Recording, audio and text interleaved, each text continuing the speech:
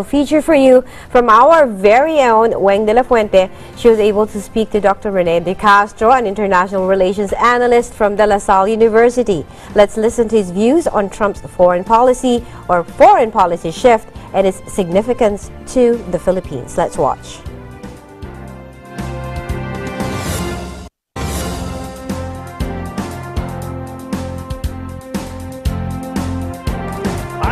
The Trump administration is expected to assert that the United States is the only superpower in the world.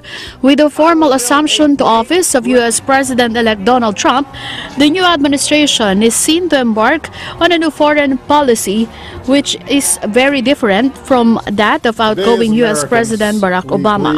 In an interview with Eagle News Service, international relations analyst Dr. Rene De Castro of the De La Salle University, or DLSU, says the Trump government will be very active and impressing the old might of the United States.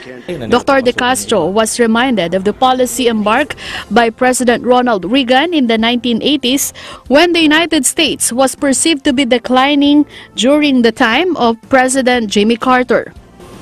Well, I think he will embark on a new foreign policy, which I would describe as muscular compared to the Obama administration.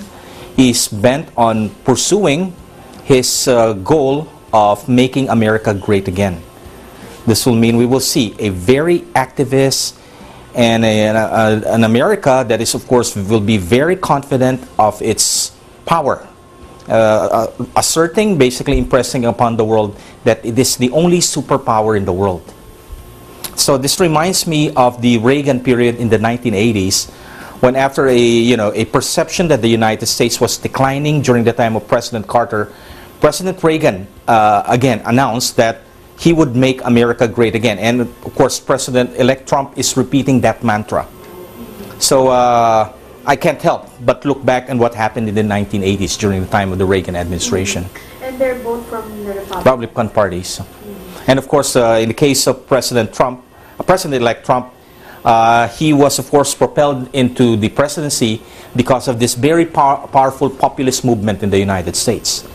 Dr. De Castro says President Donald Trump would rectify the impression that the United States is growing powerless in light of what's happening in the Middle East and the Asia-Pacific region, as well as China's expansive maritime claims in the South China Sea and the militarization of the islands it controlled in the disputed territories.